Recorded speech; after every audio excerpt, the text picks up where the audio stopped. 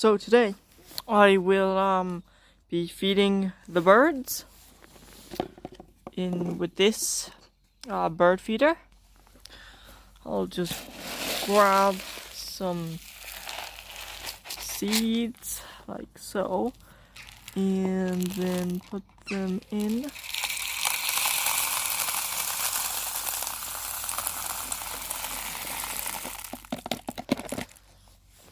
If you're wondering why I put that under there, so that I can put this over there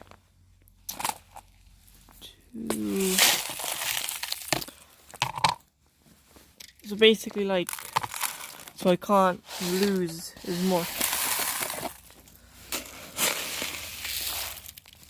And and I will put this back up here. So yeah, there you have it, the final